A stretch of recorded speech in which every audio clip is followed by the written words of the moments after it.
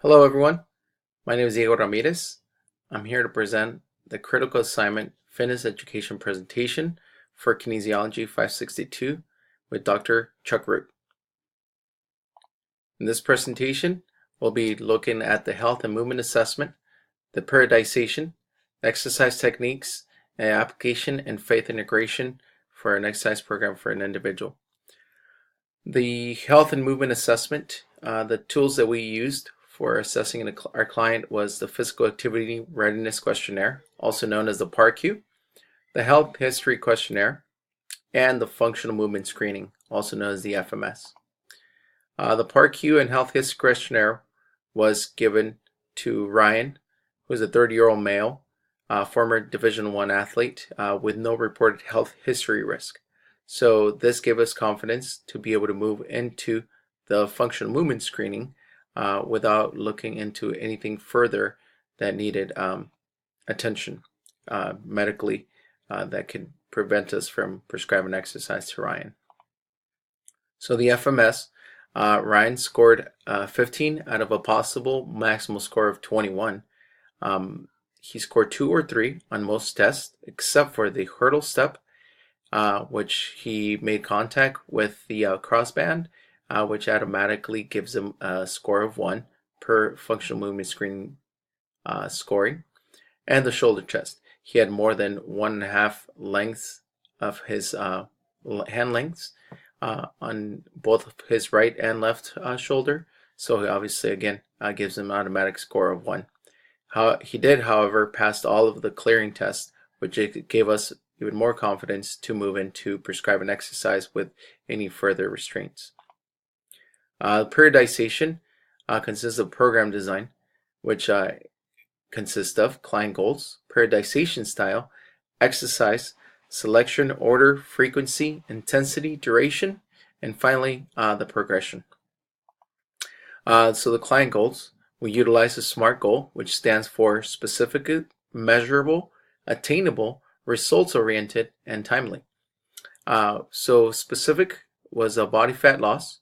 Measurable, so more specific, a reduction of body fat percentage of 2.5%, and attainable, given that there are no health risk with this individual, and results oriented was definitely yes, and timely. We have about 8 weeks to be able to accomplish this goal, so that's what we went with. Periodization style. So I decided to utilize a linear periodization with Ryan for 2 main reasons. The first one was the effectiveness in increasing fat-free mass and decreasing fat mass with linear periodization, and secondly, ease of use. So obviously being able to get into the gym for 1 hour as a football coach, new dad, and a husband, very challenging, and I didn't want Ryan to actually have to be jumping back and forth and like, oh, what's today, what's the intensity today, how much. I wanted him to focus on 1 week at a time, and he can look at the beginning of the week like, okay, well, this week we're gonna start at 70 and percent intensity, and we'll keep that throughout the week. So that's why I chose that. Exercise selection for strength and cardiovascular. So strength, resistance training exercises were selected because of the increased energy utilization while using multi-joint exercises. So obviously, given the fact that multi-joint exercises utilize more energy and more musculature, we decided to use those for his program.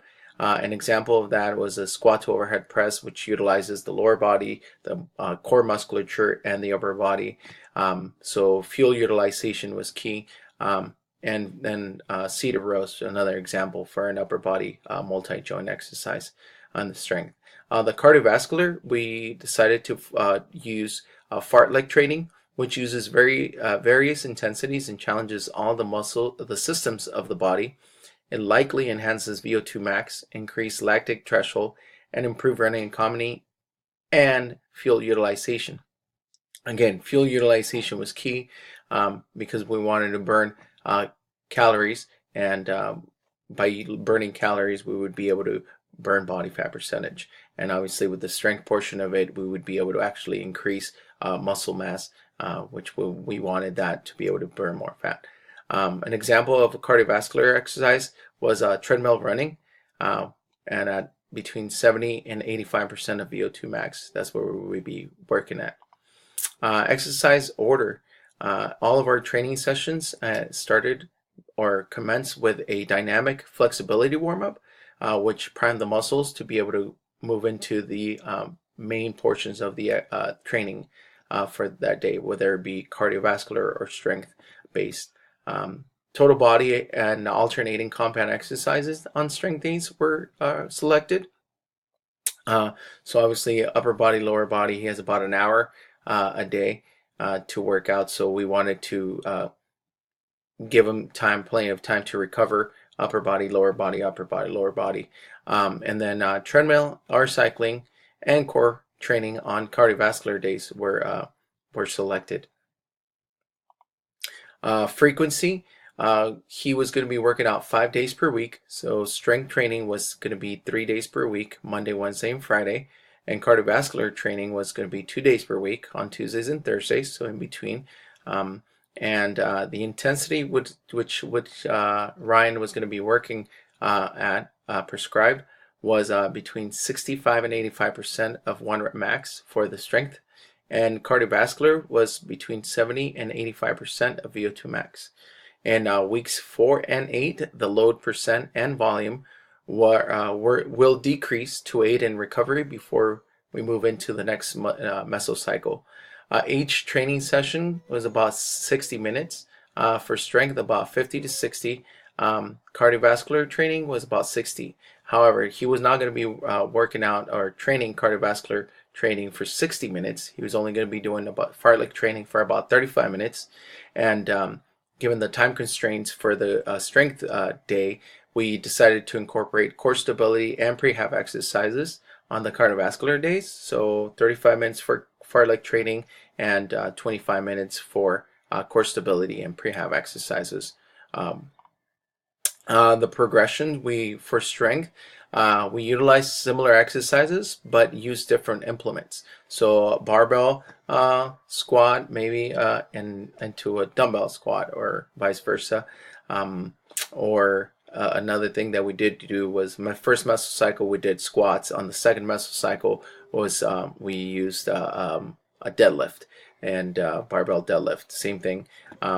For cardiovasculars, we actually incorporated the bicycle, so he had the option of using either treadmill on Tuesday, let's say, and then Thursday he was able to use bicycling. Both of these were selected to help reduce boredom and monotony associated with daily training. As many of us have gone through training, by the end of the 3rd week, 4th week, we're like, okay, now we need to change it, whether it be intensity, an exercise or two, whatever, it gets monotonous. So I wanted to avoid that with Ryan. Exercise technique, the 2 exercises that we selected or identified that he was having a problem with mostly for the upper body was the seated cable row. 3 things that I noticed in the pattern were, first was the grip. He had like a loose grip where he was only holding it with his digits instead of actually holding it with a close grip. And so I told him, go ahead and close it up, get those forearms going. Retraction, so he wasn't actually retracting prior to doing the full movement of that bar, of that cable, sorry. And then there was a little bit of excessive lean on his row, so I wanted him to actually sit up a little more vertical and go through that. The lower body was the dumbbell step up.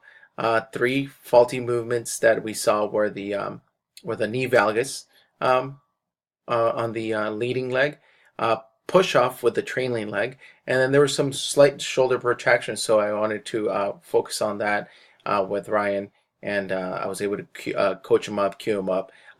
One of the things that I did notice was how fast he was stepping up onto that platform, so it gave me an opportunity to tell him, okay, let's go ahead and focus on this, and you could see more on my cues on the link here for you. The application and faith integration. So application, and how I can apply this, what I've learned. Apply what you already know and learn more to add to that knowledge. So obviously, we're all professionals and we know we might be proficient on what we, on various things that we go through. Um, However, add more to that, like in one of our assignments, exercise technique, we were tasked to learn more, not just what we knew about that lift, whatever lift we were going to be prescribing or demonstrating. You want to be more knowledgeable. You want to be more of an expert in that field, and or in that, and even if it's just that one exercise, you want to learn more. And on that, research what you know and what you don't know.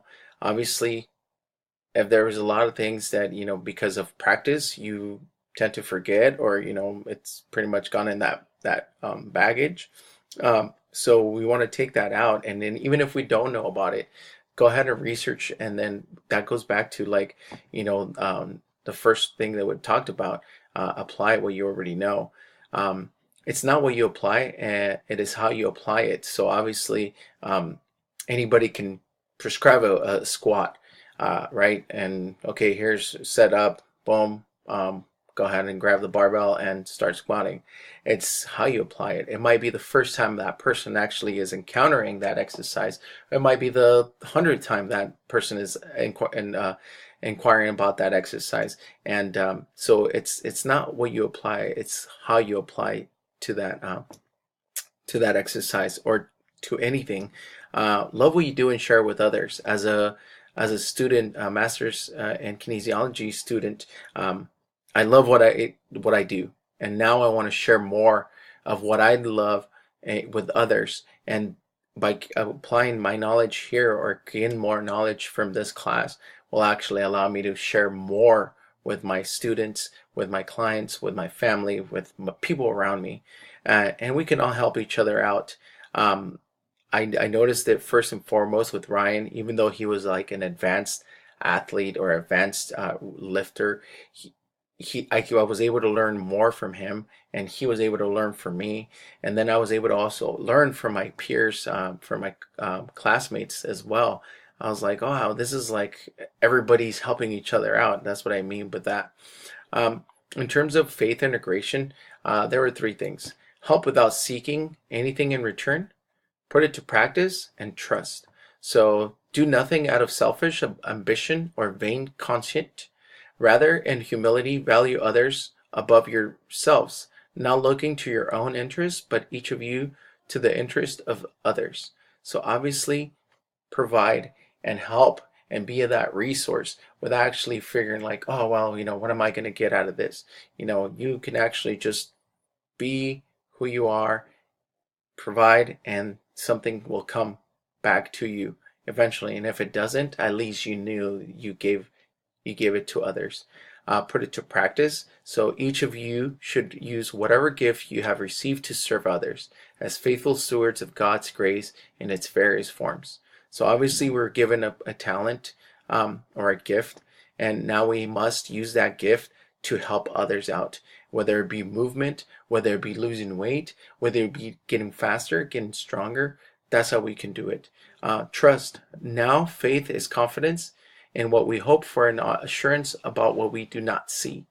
So obviously, trust yourself, trust your knowledge, trust that everything that we're doing, whether it be here in class or out on the field, is going to translate into greater things, even if we don't know what we're doing, or we don't see it right away. But trust what you already know. Um, this is my reference page. I would like to thank you for viewing my presentation, and you have a wonderful night. Thank you very much.